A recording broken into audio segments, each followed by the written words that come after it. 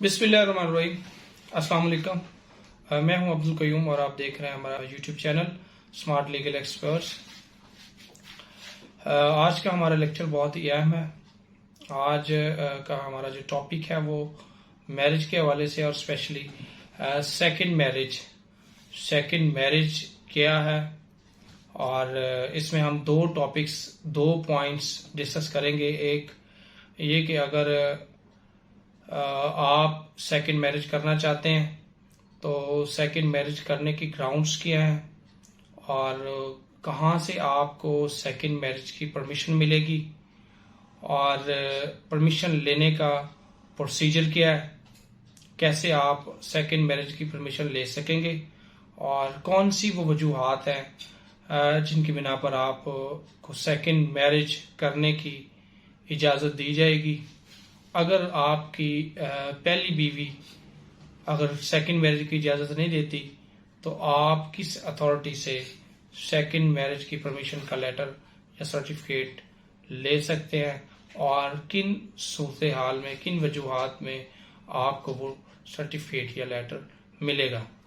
दूसरा हमारा टॉपिक ये है कि अगर सेकंड मैरिज कर ली जाए और पहली बीवी से इजाज़त ना ली जाए तो पहली बीवी के क्या राइट्स हैं और वो आपके खिलाफ क्या कार्रवाई कर सकती है अगर वो करना चाहे तो, और आपकी क्या रिस्पॉन्सिबिलिटी है अगर आप ऐसा करते हैं तो। आज का हमारा टॉपिक बहुत अहम टॉपिक है क्योंकि कानून के मुताबिक हमने आज के टॉपिक को डिस्कस करना है और मेरी कोशिश ये होगी कि आप तक कानून के मुताबिक उसके आसान अल्फाज में इंटरप्रिटेशन करके आपको बताया जाए। सबसे पहले हम डिस्कस करेंगे कि लॉ कौन सा इसको डील करता है, कानून क्या रेलिवेंट मैरिज के हवाले से। वेस्ट पाकिस्तान रूल्स हैं under Muslim family laws ordinance 1961 के, जो कि डील करेंगे सेकंड मैरिज की जो परमिशन होती है उसका प्रोसीजर और उसका परमिशन लेनी आपने कैसे है, इसका रेलिवेंट लॉ है। और अगर सेकंड मैरिज आप कर लेते हैं और परमिशन नहीं लेते तो उसके लिए पनिशमेंट क्या है या फिर क्या आपकी रिस्पॉन्सिबिलिटीज हैं और एग्जिस्टिंग वाइफ जो है उसके पास क्या अख्तियारात है, वो रेलिवेंट है मुस्लिम फैमिली लॉज ऑर्डिनेंस 1961 से। अब सबसे पहले हम डिस्कस कर लेते हैं कि सेकंड मैरिज करते वक्त सबसे पहले आपको क्या रिक्वायर्ड है। सेक्शन 6 है इसका, मुस्लिम फैमिली लॉज ऑर्डिनेंस 1961 है, जिसको आप कहते हैं पॉलीगेमी। ये सेक्शन 6 में एक लॉ का वर्ड है पॉलीगेमी, ये टॉपिक भी पॉलीगेमी है। और यहाँ पर बड़ा क्लियरली लिखा गया है कानून में कि no man during the subsistence of an existing marriage shall accept with the previous permission in writing of the arbitration council contract another marriage।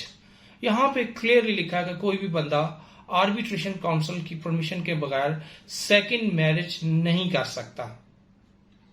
अब ये एक जनरल रूल सेट कर दिया गया है कि आर्बिट्रेशन काउंसिल की परमिशन के बगैर आप सेकंड मैरिज नहीं करना चाहते। अगर आप करना भी चाहते हैं दूसरी शादी तो फिर भी कानून आपको मना करेगा कि आप सेकंड मैरिज ना करें, बल्कि उससे पहले आर्बिट्रेशन काउंसिल की परमिशन ली जाए। आर्बिट्रेशन काउंसिल को आप आजकल हमारे यूनियन काउंसिल्स के जो चेयरमैन हैं उसको आप आर्बिट्रेशन काउंसिल कहेंगे। अब इस परमिशन का जो कि प्रायर परमिशन का जिक्र हुआ है कानून में कि परमिशन कहां से मिलनी है सेकंड मैरिज करने की और उसका प्रोसीजर क्या है, वो मिलनी है आर्बिट्रेशन काउंसिल से। और आर्बिट्रेशन काउंसिल आपको कैसे इसकी परमिशन ग्रांट करेगी, उसका जो रेलिवेंट लॉ है वो है West Pakistan rules under Muslim families laws ordinance 1961।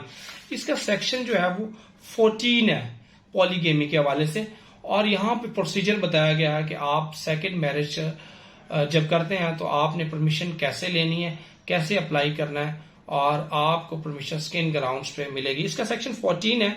यहाँ पे लिखा हुआ है कि जब कोई भी बंदा सेकंड मैरिज करेगा तो वो आर्बिट्रेशन काउंसिल को अप्लाई करेगा सेकंड मैरिज की परमिशन के लिए। अप्लाई कैसे करेगा वो मैं अभी आगे आपको बताता हूं कि उसने कैसे करना है। और आर्बिट्रेशन काउंसिल आपको सेकंड मैरिज की परमिशन या सेकंड मैरिज का सर्टिफिकेट ग्रांट करने से पहले कौन सी चीजों को कंसीडर करेगी कि कौन सी वजूहात हैं जिनकी वजह से आपको सेकंड मैरिज की जरूरत पड़ती है, सेकंड मैरिज आपके लिए जो है वो नेसेसरी है। उन वजूहात को कानून में क्या कहते हैं, कानून उनके बारे में क्या कहता है, वो हम डिस्कस कर लेते हैं। ये सेक्शन 14 है जिसमें चेयरमैन जो है वो आर्बिट्रेशन काउंसिल जो है वो अगर आपको परमिशन ग्रांट करता है तो वो इन चीजों को जरूर मद्देनजर रखेगा, या फिर आपको परमिशन नहीं ग्रांट करता तो वो इन चीजों को मद्देनजर रखेगा, या फिर आपके पास कौन सी ग्राउंड्स हैं जो कि आप पॉजिटिव ग्राउंड्स अगर चेयरमैन आर्बिट्रेशन काउंसिल के पास रखते हैं तो आपको सेकंड मैरिज की परमिशन मिल सकती है। सबसे पहले जो पहली वजूहात है उसको कहते हैं स्टेरिलिटी, उर्दू में इसे कहते हैं बांझपन। अगर एग्जिस्टिंग वाइफ जो पहली वाइफ है वो इस मर्ज का शिकार स्टेरिलिटी या बांझपन, तो आपके पास सेकंड मैरिज की एक ग्राउंड है। आप इस ग्राउंड पे आर्बिट्रेशन काउंसिल को अप्लाई कर सकते हैं for the permission of second marriage. Secondly है फिजिकल इन्फर्मिटी। अगर आपकी एग्जिस्टिंग जो वाइफ है वो फिजिकल इन्फर्मेट है, फिजिकल इन्फर्मिटी है उसको, तो वो भी आपके पास एक ग्राउंड है सेकंड मैरिज के लिए। थर्ड वन है physical unfitness for the conjugal relations. अगर आपकी वाइफ कंजुगल रिलेशन हकूक़े ज़ौजियत अदा करने के काबिल नहीं है, वो अनफिट है, तो ये भी आपके पास एक लीगल ग्राउंड है फॉर सेकंड मैरिज। और एक और ग्राउंड है wilful avoidance of a decree for restitution of conjugal rights. अगर आप की वाइफ आपके पास रहना नहीं चाहती, जो एग्जिस्टिंग वाइफ है या रह नहीं रही, आप कोर्ट में अपने जो कंजुगल राइट्स का सूट फाइल करते हैं और आपकी फेवर में सूट डिग्री हो जाता है, और आफ्टर डिग्री ऑफ सूट अगर वाइफ आपके पास नहीं रहती, आपके पास रहना नहीं चाहती, कंजुगल राइट्स को परफॉर्म नहीं करती, तो उस डिग्री की जो है वो कंप्लाई नहीं करती, तो देन भी आपके पास एक ग्राउंड है सेकंड मैरिज की परमिशन ऑब्टेन करने के लिए। और इंसेनिटी एक ग्राउंड है। अगर वो जैसे आप कहेंगे कि अगर एग्जिस्टिंग वाइफ उसको मेंटल प्रॉब्लम है, पागल है, तो ये भी आपके पास एक ग्राउंड है। इन ग्राउंड्स को जो है वो चेयरमैन आर्बिट्रेशन काउंसिल जो है वो जरूर नोट करेगा व्हेन आप जो है वो परमिशन के लिए अप्लाई करेंगे। तो अब परमिशन का अप्लाई कैसे करना है आपने, वो सेक्शन 15 में बताया गया है West Pakistan rules under Muslim family laws ordinance 1961 में। सेक्शन 15 है इसका कि आपने एक रिटन फॉर्म में एक एप्लीकेशन लिखनी है, और वो एप्लीकेशन, उस एप्लीकेशन में आपने जो दूसरी शादी करनी है उसकी वजूहात बतानी है कि जी मैंने इस वजह से सेकंड मैरिज करनी है। अगर आपकी वाइफ ने, एग्जिस्टिंग वाइफ ने आपको ओरली इजाजत दे दी है कि आप सेकंड मैरिज कर सकते हैं, देन भी आपने उस एप्लीकेशन में वो चीज मेंशन करनी है, और आपने अपनी वो सॉलिड ग्राउंड्स नेसेसिटी जिसकी वजह से सेकंड मैरिज की जो है वो जरूरत आपको पैदा हुई है, आप सेकंड मैरिज कर रहे हैं, वो ग्राउंड्स भी आपने मेंशन करनी है। और उस एप्लीकेशन पे कानून कहता है कि the application and shall accompanied by a fee of 100 rupees. उस पे 100 रुपए का जो है वो कोर्ट से कहेंगे, अब फी कहेंगे इसे, कोर्ट फीस तो नहीं कहेंगे, 100 रुपए की फीस, इसे आप स्टैंप पे भी लगा सकते हैं उस एप्लीकेशन के ऊपर, ये आप फीस लगाएंगे। और उस एप्लीकेशन के बाद जो आर्बिट्रेशन काउंसिल का चेयरमैन होगा या मेंबर होगा या उसको जो लीड कर रहा होगा, वो आपकी एग्जिस्टिंग वाइफ को, या आपकी एग्जिस्टिंग वाइफ्स हैं, बीवियां हैं एक से ज्यादा हैं, उनको नोटिस करेगा रिगार्डिंग आपका जो है मैटर सेकंड परमिशन ऑब्टेन करने का है, उस मैटर को डिसाइड करने के लिए नोटिस करेगा। और आपकी एग्जिस्टिंग वाइफ खुद भी अपीयर हो सकती है चेयर बिफोर जो है वो आर्बिट्रेशन काउंसिल। खुद अगर अपीयर ना हो तो अपना वो कोई रिप्रेजेंटेटिव अपॉइंट कर सकती है। आप वाइफ का जो रिप्रेजेंटेटिव है वो अपीयर होकर अपनी जो है वो अपना मौकफ दे सकता है और दोनों पार्टीज को आर्बिट्रेशन काउंसिल सुनेगी और उसके बाद जो है वो आर्बिट्रेशन काउंसिल अपना फैसला सुनाएगी। ये है तरीका जो हमने आपको बताया कि सेकंड मैरिज जो है वो कैसे